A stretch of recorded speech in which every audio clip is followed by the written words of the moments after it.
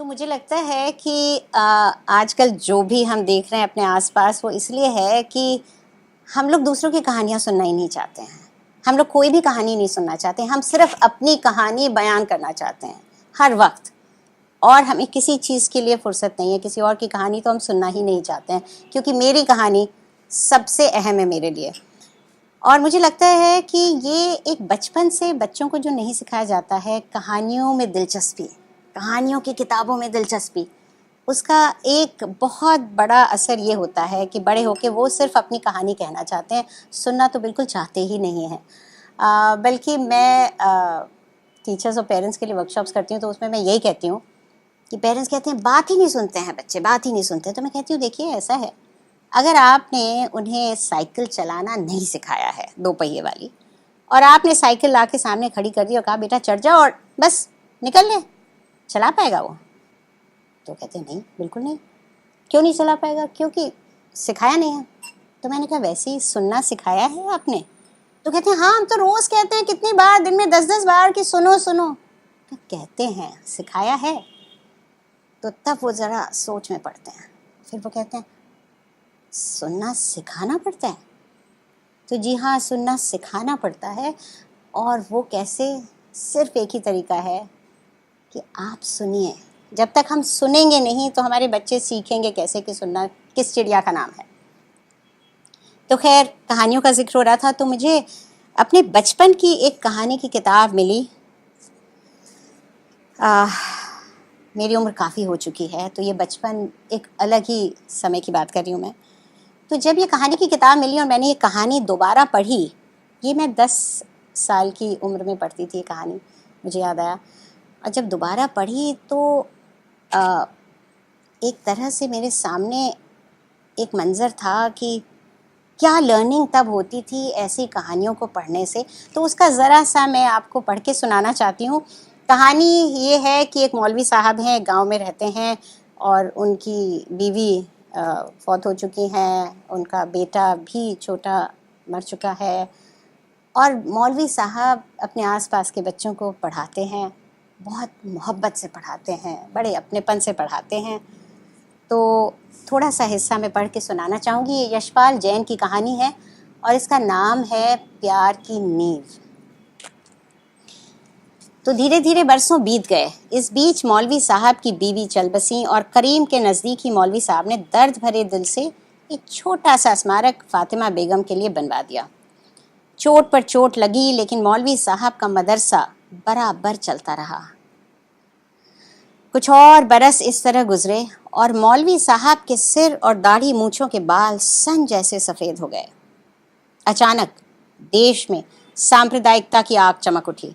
चारों ओर मार काट लूट पाट के दृश्य दिखने लगे। हर जगह भय छा गया। कल तक जो दोस्त थे वो दुश्मन बन गए और एक दूसरे की जान लेने पर उतारू हो गए। जिधर देखो उधर ही दर्दनाक बातें दिखने लगीं। शहरों की आग की लपटें देहातों में भी पहुंची और मौलवी साहब ने देखा कि उनके गांव का रुख भी बदलता जा रहा है। उससे उन्हें रत्ती भर भी चिंता न हुई।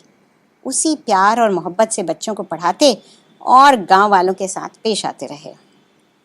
एक रोज रात को मौलवी साहब खा पीकर चारपाई पर बैठे हुक्का पी रहे थे कि मुखिया का लड़का आया और बंदगी करके खड़ा हो गया। मौलवी साहब ने पूछा, क्या है बेटा देवी? देवी के मुंह से अचानक बात ही नहीं निकली। मौलवी साहब ने फिर कहा, क्या बात है बेटा? देवी फूट फूट कर रोने लगा। मौलवी साहब हक्का बक्का रह गए। हुक्के को एक और सरका कर उन्होंने देवी को अपनी ओर खींचा और उसकी पीठ थपथपाते हुए बोले, इतना परेशान क्यों हो बेटा?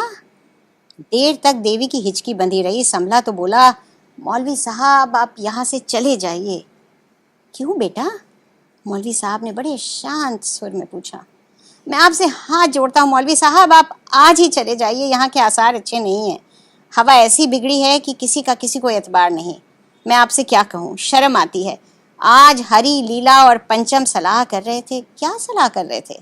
मौलवी साहब जबान नहीं खुलती। कहते थे कि एक दिन रात को मौलवी साहब के घर धावा बोल दो और उन्हें आगे कुछ कहने की ज़रूरत न थी। मौलवी साहब सब समझ गए। उनके बूढ़े चेहरे पर ज़रा भी चिंता नहीं झलकी और उन्होंने हंसते हुए कहा, बेटा इसमें हैरान होने की क्या बात है? तुम लोगों को मेरी ज़रूरत ही नहीं है। तुम मुझे नहीं चाहते तो मुझे ही अपनी फिक्र क्यों हो?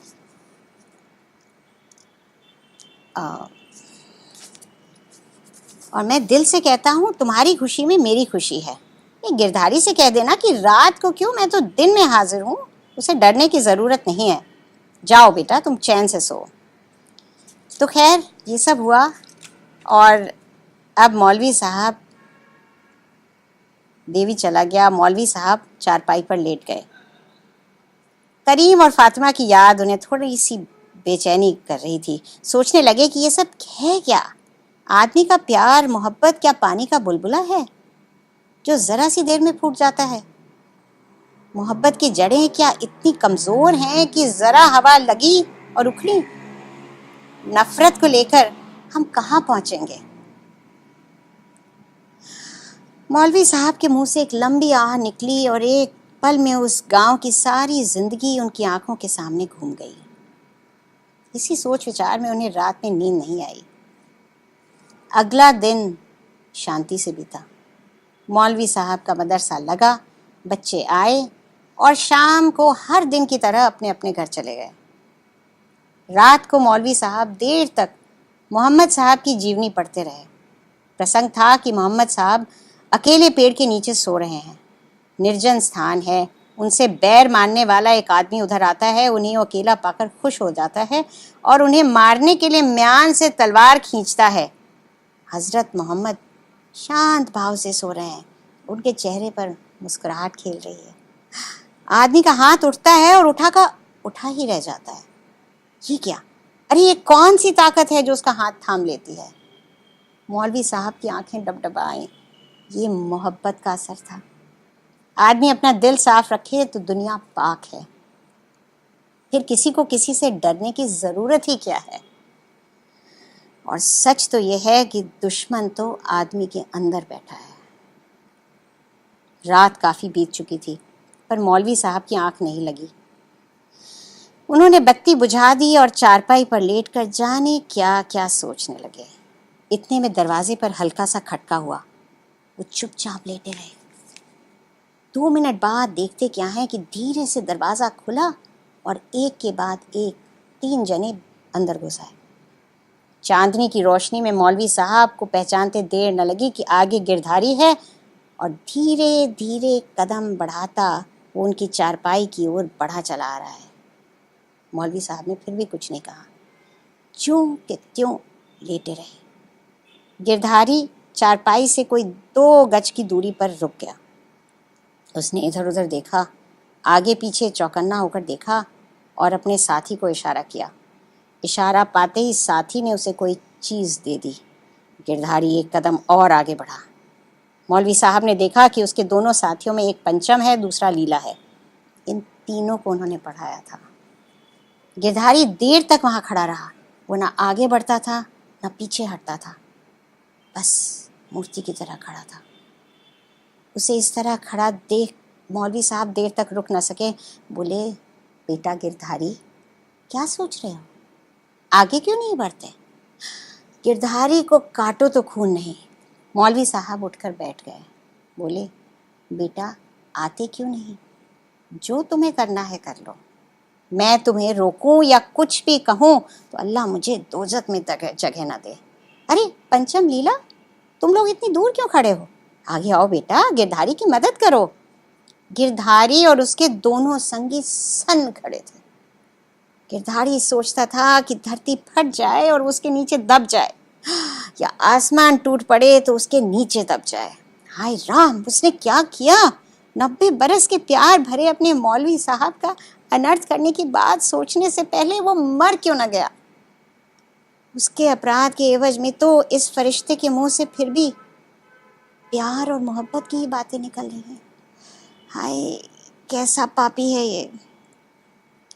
मौलवी साहब ने बहुत ही शांत भाव से कहा, गिरधारी, मुझे तो वो दिन याद है कि तुम मेरी गोद में खेले थे और मैंने तुम्हें अपना करीम मानकर पढ़ाया था। लेकिन बेटा सच कहता हूँ कि मुझे तुमसे कोई शिकायत नहीं। इंसान को अपना फ़र्ज़ पूरा करना चाहिए। जो मैंने किया वो मेरा फ़र्ज़ था। बेटे, तुम मेरे अजीज़ हो, प्यारे हो, और वैसा मान कर मेरे दिल से तुम्हारे लिए हमेशा आसीस ही निकलेगी। दूध सी चांदनी में मौलवी साहब का चेहरा चमक उठा, मानो कोई फरिश्ता बैठा हो। गिरधारी ने हाथ की चीज़ उठाकर एक ओर फेंक दी और आगे बढ़कर मौलवी साहब के हुक्के पर से चिलम उठाकर भरने के लिए बरोसी की ओर बढ़ गया। पंचम और लीला चारपाई के पास आकर बैठ गए। मौलवी साहब ने उन दोनों की पीठ थपथपाई और देखा कि बरोसी के पास बैठा गिरधारी बार बार अपनी आंखें पोंछ रहा है। तो ऐसी कहानियाँ जब बच्चे पढ़ते हैं, क्योंकि मैंने बचपन में पढ़ी थी इसलिए उन्हें कुछ सिखाने की ज़रूरत नहीं पड़ती। और जो आजकल सिखाया जा रहा है उसमें इंसानियत का कोई सब्जेक्ट नहीं है।